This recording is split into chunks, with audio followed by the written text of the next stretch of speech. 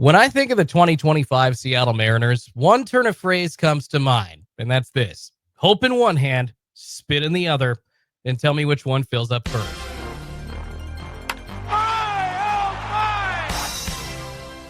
What is up, sports fans? The 2025 Seattle Mariners are a giant assumption, a what if, so to speak. The offseason providing us with no hope or momentum for this team. Nothing really to get excited about going into spring training. It's been a pretty uninspiring few months or so, filled with some empty quotes from the front office.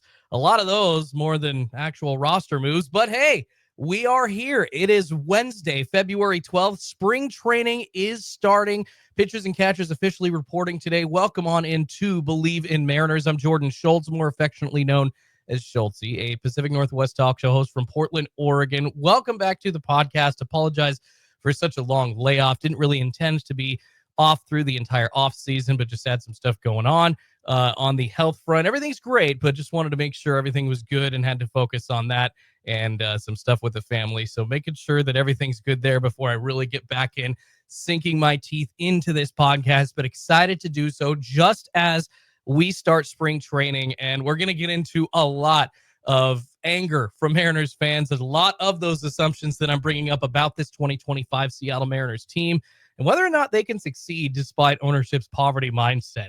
If you want to react on that, please let me know on the air, Jordan, on Twitter. And really cool, by the way, as I'm introducing the show here and getting into it, we're going to be doing a couple giveaways here on Bleav In Mariners to get going through spring training. I know that, to grow a podcast and to get things going out there, giveaways are a great way to do so. And I got some cool Mariners memorabilia that I wanted to try to throw out there. So here's what we're going to do. I'm going to set two goals on the YouTube channel and on the podcast here. So if you're watching on Bleav In Mariners YouTube, appreciate you. Please make sure you like this video, subscribe to the channel, and leave a comment. But here's what I need you to do. If and when we get to 100 subscribers on my Bleav In Mariners channel, we're going to be giving away a nice little, it's about $15 Andres Munoz card, rookie signed Topps Chrome autograph that we're going to be giving to some Mariners fan once they hit 100 subscribers on the YouTube. And then I'm trying to get some ratings on my Apple podcast. Of course, those 5-star ratings really help. They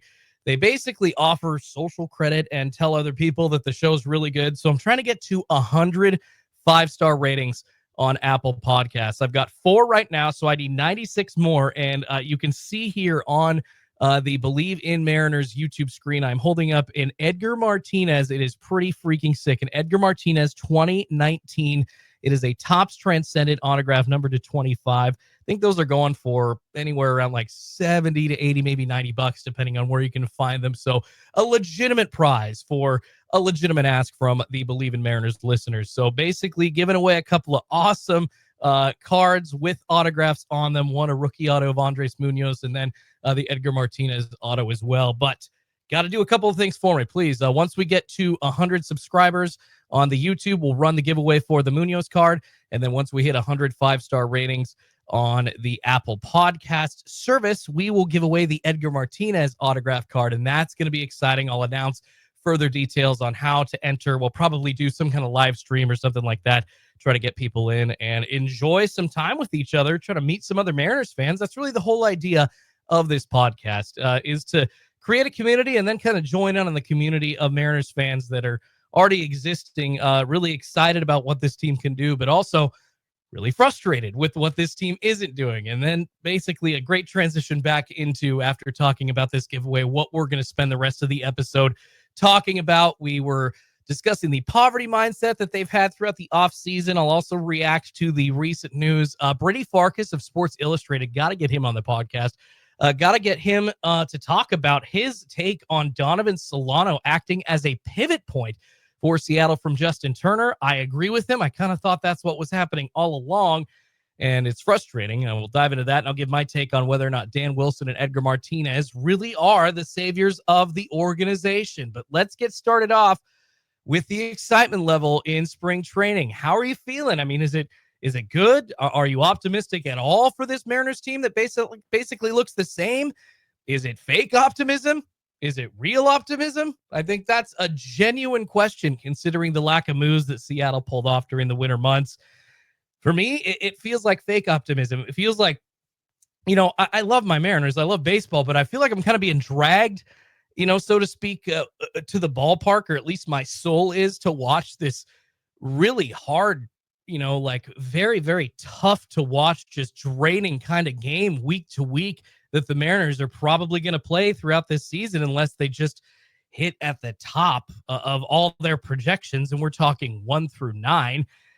I mean, ownership limiting to the Mariners to around $15 million to spend during the offseason. You know that they're not going to do much, but hell, they barely did anything. And I think that's what the real frustration is.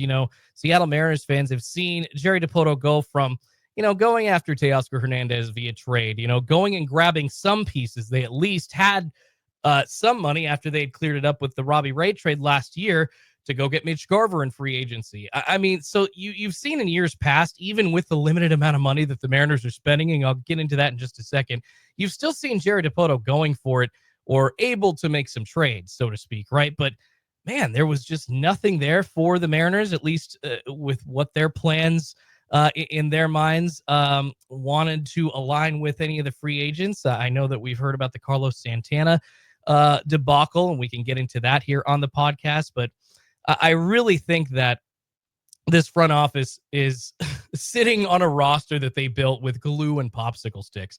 And after only adding Donovan Solano, you just feel like you're missing something as a Mariners fan. You expected a lot more. I'm hearing even from Seattle media, guys like Ryan Divish, they expected a lot more. And great point by Mariner Muse on Twitter, or X, whatever you call it, per Sport Track.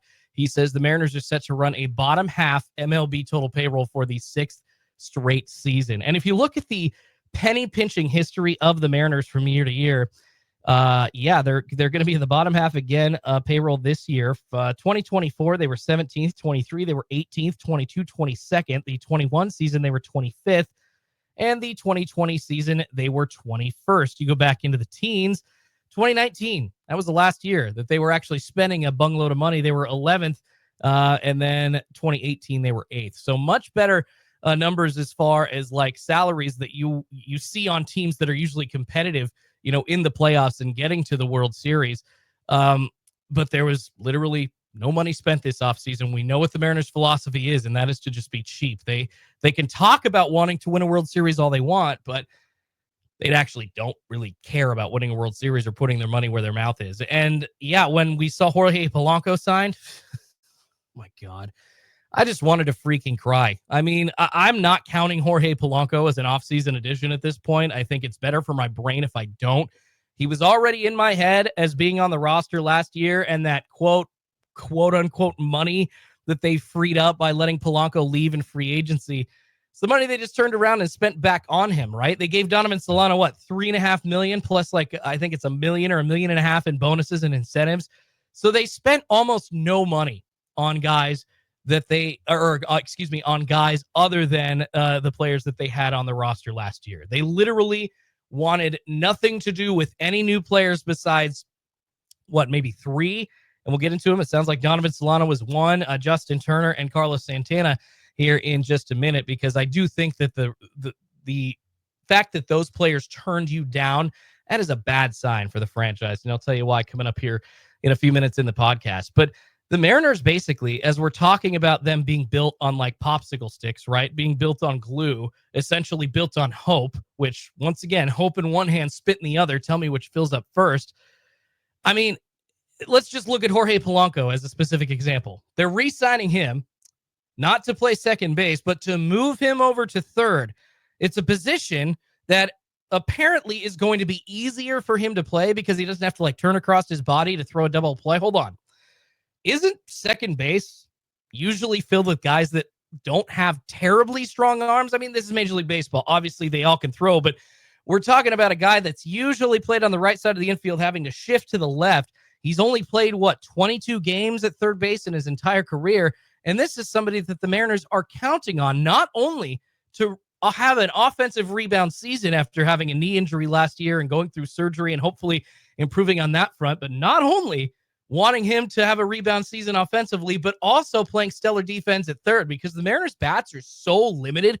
1 through 9, their team is so full of holes that they have to have great pitching and have to have great defense if they even want a chance at making the playoffs, right? So you're telling me that Jorge Polanco, who's been an injured average to minus second baseman defensively, barely can turn the double play, is going to move over to third, and all of a sudden his footwork's going to be much better. He's going to be able to make those diving plays at the hot corner. He's going to be able to come up throwing a 90-mile-an-hour rocket to first base. Are you serious? Off his back foot? You really see Jorge Polanco doing that. I went and watched some film of him, and I just don't see it defensively. I mean, maybe the surgery made him into a whole new man, but we're not talking about like a 22-year-old, right? We're talking about an early 30s Jorge Polanco. So I understand the sentiment to want things to be positive, but if you just take this case as an example in Jorge Polanco, essentially you're assuming that he's going to do so many things better than he did in 2024, and he's going to play a position that he's never played at a stellar level coming in 2025. And then beyond him, I mean, what happens to the Mariners if one player goes down or one player doesn't hit like the front office assumed they could, or plays terrible defense? Goes back to the point, this team is built on what ifs. They're built on assuming Julio Rodriguez bounces back to form, assuming that Randy Arozarena doesn't regress any more than he has in his career, assuming that JP Crawford bounces back, assuming Jorge Polanco bounces back, assuming both the Mitches come back. You're assuming that Luke Raley repeats a career year. You're assuming that Cal Raleigh's going to repeat a career year. Assuming that Victor Robles can play at like an all-star level, maybe an MVP level at times like he was last season, stealing as many bases almost perfectly. Assuming that Dylan Moore can play every day, which we've already seen that he really can't. Assuming that Ryan Bliss is going to be able to do something with 300 to 400 at-bats that they might give him at second base. Assuming that no starting pitchers get terribly injured or have a bad year, that they continue the successful run that they've had in Seattle. And then assuming, which I guess this is probably the one that I'd lean on, assuming that you're going to be able to work magic in that Mariners pitching lab and make, guys off the street into relievers. That is a lot of assumptions, right? That's a lot of what ifs. Now, I can go into a season having faith that a few of these things are going to happen, right? Sure. Like I can't be the total pessimist. I think, you know what? All right, Julio's got to have a bounce back year. He's learned. Edgar really had to have had an effect with his message in September and August. I mean, you saw the numbers. The Mariners were top 5 offense. JP has to get better, right? I know he was fighting injuries at times too last year, but just a down season for him. And you would think that he can't regress any further than he did. But then once again, you're asking for 7 or 8 more assumptions to come true with that. So like I said, I can buy, that like some of these things are going to happen. I can buy that like I need to have faith in a handful of them, but all of them? I mean, hear me out, Mariners fans. I know I'm kind of sounding like Colin Cowherd with a comparison game, but it sounds like it's like a 10-way parlay, right? It's like a 10-way parlay where all kinds of crazy stuff needs to happen for the parlay to actually hit. That's what this feels like to me. The Mariners season, it's like a freaking lottery ticket in 2025. It's bet on lots of hope that it's going to cash, or in the Mariners case, get to the playoffs, when in reality, the odds of every single one of those scenarios going how Dipoto hopes, let's be honest, y'all, the odds of that happening, the odds of all these assumptions coming true, I'm sorry, that is just very slim. Yet here he is during the offseason telling fans this offense is actually good. It's a complete team, when it's just freaking not. Are any of your position players, any 1 through 9, in the top 3 overall at their own position in MLB? I behind Cal Raleigh, or beyond, Julio Rodriguez and Cal Raleigh. And I would say that that's debatable, even with those guys, because Julio had a down year and Cal Raleigh, he's pretty much a 220 hitter at best that's slotted in the number 3 hole in the lineup for the Mariners. Do you think that he'd be a 3 hitter anywhere else in the league? Come on, y'all. Let's be serious. I love Cal. He won the Platinum Glove. He's our big dumper, right? He hits a ton of bombs. He's a clutch hitter. But would he be the number 3 hitter on the Dodgers? Would he be the number 3 hitter on the Yankees? This is what I'm saying. The Mariners need to be at that level to compete, and they just aren't. Does this team look like a World Series contender? I mean, even if they did make the playoffs, as they are right now, how far would they go? I don't want to be too pessimistic, but like I'm kind of leaning on the same things that I said last season, right at the end of last season, that the roster essentially just didn't have enough horses to get to the playoffs, to compete. And if you look now, it's essentially the same roster minus a handful of relief pitchers. You subtracted Josh Rojas and Justin Turner, and you added Donovan Solano. Jorge's still here. Everyone else is still here. It's like deja vu looking at this roster again, y'all. Do any Mariners fans legitimately believe that this team, can contend? Please tell me why, because I just don't see it. I just don't. It's been a frustrating offseason in which a lot of people expected them to do more, even on the margins. And yeah, just circling back once again, that Jorge Polanco signing just made me want to cry and summed up what I think is the frustration of many Mariners fans. And this might be somewhat of a stupid rant, but, too many guys like this have been taking up at bats on the Mariners for too many years. I'm sure he's a nice dude. I don't want to pick on him, in particular, but like, I am getting sick and tired of the Mariners becoming the legacy employer for infielders on guys that just can't hit, like Miles Mastrobuoni from the Chicago Cubs. You keep him around. You keep Sam Haggerty around. You kept Josh Wilson around like in the 2008-2009 season. You kept Shed Long around, Taylor Motter. These kinds of players that basically owe the Mariners a Christmas gift every season because they got a gift of an MLB roster spot from this team. These guys, I'm so done with watching the one-tool players. It's usually a fielder or a speedster getting major league at-bats in Seattle, wasting time early in the season trying to get a win with those guys. That has been the freaking approach year after year. I am so done with them. And if Mastrobuoni has like one freaking at-bat for this team in 2025, I'm going to lose so much more faith in this organization than I already have. The guy's like a 193 hitter. You can't keep putting guys like that at the plate.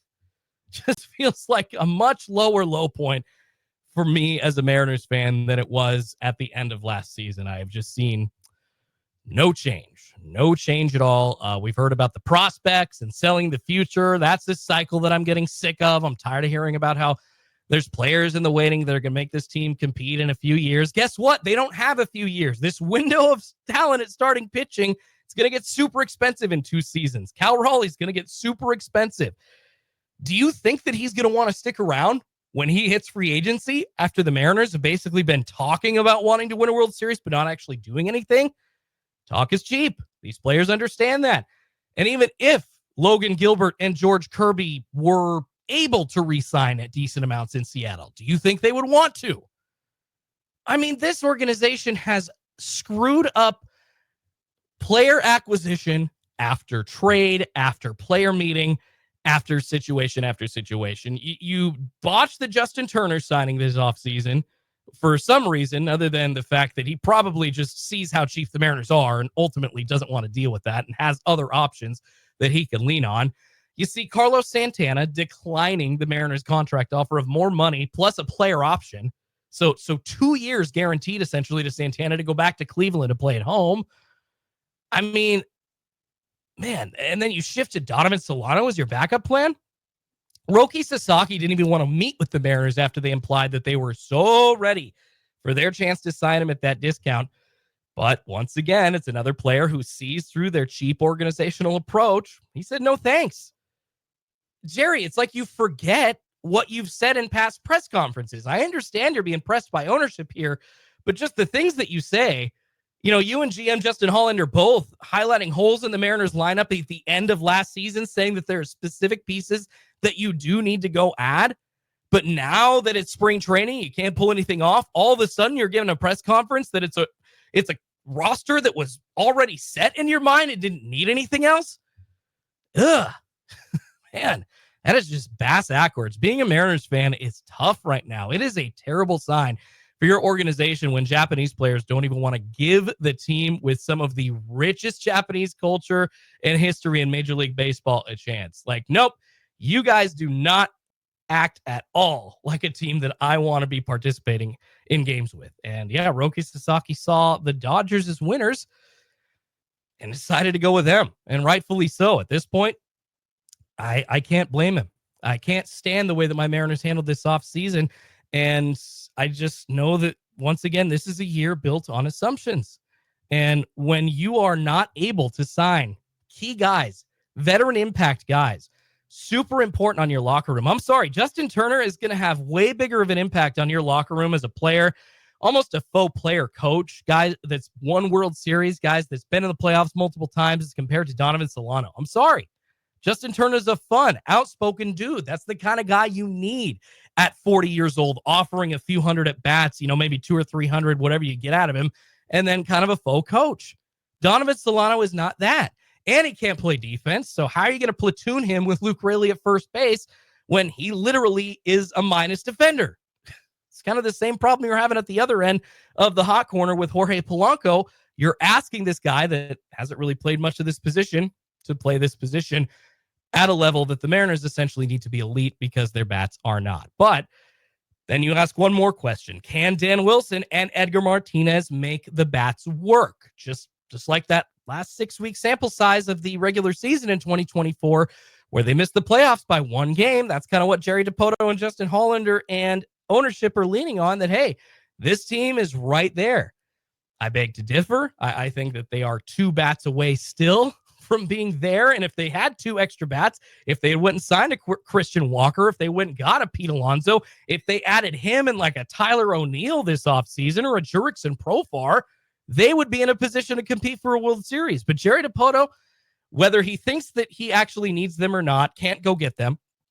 And he's out here saying that this team is going to be much better going forward because of 2 men, and 2 men specifically, Dan Wilson and Edgar Martinez. So yeah, top 5 in September in batting, but traditionally in baseball, you're not supposed to build a team off of September results, right? And you think about the pressure that the front office and ownership are putting on Edgar and Dan specifically, saying that their way, their plan is what fixed everything last season, kind of throwing out the last, 3-4 months before that, saying that that's what it's going to be in 2025, and that their approach is what's going to take the Mariners over the top. Even though they are a lineup that's 2 hitters short of being a big league roster, essentially, in my mind, that's competitive for the playoffs, it's a lot of pressure, right? That's a lot of pressure on those 2 guys. And I know that Dan Wilson is a lovable dude. I know that everybody likes being around him. He makes you feel good when you walk into a room. Aaron Goldsmith said that, a Mariners announcer, a couple weeks ago on 710 ESPN in Seattle. And it's true. He really does bring you up as a human being. But it is a lot of pressure. That is going to be a pressure cooker that the Mariners are going to be working in, especially one Dan Wilson and another Edgar Martinez. And for me, I'm sure that Dan's going to be able to fight through this a little bit, but it doesn't sound like that it fosters, that kind of pressure fosters a fun atmosphere, a good working environment, and a loose dugout.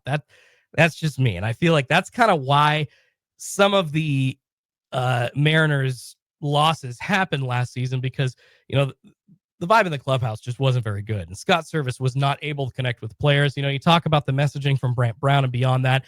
But now I feel like we're looking at, possibly another thing that could make the Mariners fail just in another way. And that is pressure, pressure on franchise legends that fans will never blame them if any of this happens. I guarantee you, Dan Wilson will never be sent out with his tail between his legs by Mariners fans. Neither will Edgar Martinez. And if Dan Wilson does all of a sudden bring the Mariners to a World Series, I heard somebody, I think it was the afternoon show, Dave and Bob on 710, saying like they're going to put up a freaking statue for Dan Wilson outside of T-Mobile Park. They would. If they won, absolutely, with Dan Wilson, that would happen. But it's going to be a pressure cooker for them, and it's going to be interesting to see how loose that dugout can actually be, because what's happening right now, not fostering a very pressure-free environment for Dan Wilson and Edgar Martinez. The front office has put it all on them, and we'll see in spring training if any of those things from last season carried over into now, because I think you can kind of get a pretty good idea early on, first, second week, how guys are swinging the bats and what the messaging is. But speaking of which, we're kind of up against it, so that's going to do it all for this episode of Bleav in Mariners. Next episode, wanted to get into a little bit of the recent broadcasting news. No one's talking about why Mike Blowers won't be back in 2025. I'm wondering why that is, and also wanted to take a look at as we get into spring training and talk about the Mariners trying to be competitive in this MLB season in 2025. Wanted to take a look at them versus the rest of the AL West, which looks a hell of a lot more competitive this season. Make sure you give the podcast a 5-star rating or review. Subscribe to the channel on YouTube and like the video if you're watching as well. Appreciate it. Thank you so much for tuning in. Make sure we will get to 100 subscribers on YouTube and give away this Andres Munoz rookie auto card. And also at 100 5-star ratings on iTunes and Apple Podcasts, we will give, and I shouldn't call it iTunes anymore, it's just Apple Podcasts. My apologies. We will give away that Edgar Martinez autographed card from 2019 Topps Transcendent. Appreciate you all for listening. Stay safe out there and keep those tridents up, Mariners fans. See you soon.